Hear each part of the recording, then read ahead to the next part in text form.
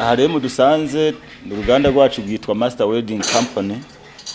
Dusanzwe dukora ibintu by'igifundi, ibintu byose umuntu yifuza, ari amamashini, harimo amamashini y'ubwoko bwinshi, amamashini yo gusya ibigori, yo gukobora imiceri, yo gukobora ibigori no gusya. Ni kuvuga hariyo n'abundi bwoko bw'amamashini dukora. Amamashini nuvuga yuko vyatura nk'amatafari turayakoreramo. Amamashini aforoma abumba amapave, amatafari n'ibindi byinshi.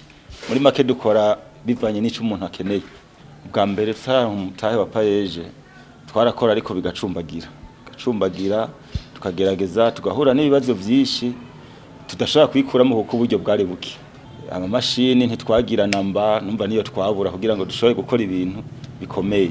Imaze kuza kudufasha twaciye rero tworoherwa, tuca turaronka za mashini twari dukeneye, duca dushobora gukora n'ibindi twari dushobora gukora imbere turaronka amashini.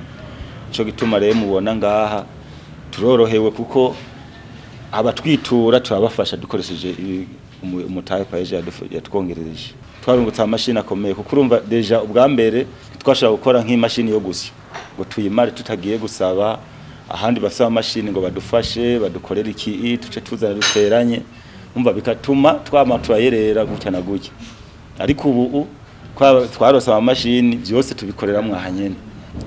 Imbere yuko turonka financement abakozi twari dufise, nababwiye ko twari turi babiri gusa, ariko tumaze kuronka financement twaciye tworoherwa ku buryo bwabuzi bwatubanye bwishi turi babisha dushiramo abandi. Ubu turashika 5 tiko turanaviza mbere no kubarenza. Bo turafise n'umukozi ngaha anye atavuga agendana ubumuga mugabo araciye ubwenge.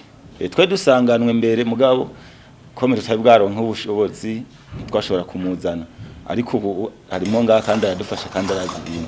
No musi twateye imbere turashobora kuba umwe wese ashobora kuronka aka déplacement.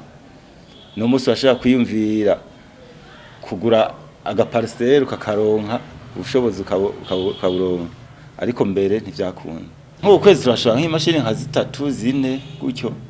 Turafise amasoko sinomenya ngo tumaze gusohora zingahe, ni nyinshi ariko bivana n'igihe kuko ari igihe hagera abantu makomanda akaba make bivanye n'igihe ibigori byeze imiceri biki muca muvyumva, ariko mukero k'ivyo bintu uraronka komande nyinshi cyane.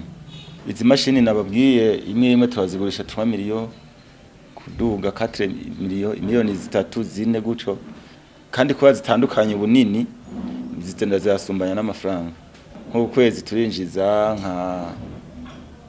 nk'umuriyoni canke urenga guco bivana n'ikungene ibikorwa byagenza. Aho remba nakuyemwo tuntu de dépense ibiki akabijya kizi mashini dukora gasumba izo ziriko zirava hanze, nuko twe dukora imashini zikomeye. Aho ntitwibeshera dukora mu vyuma bikomeye gusumba izo hanze.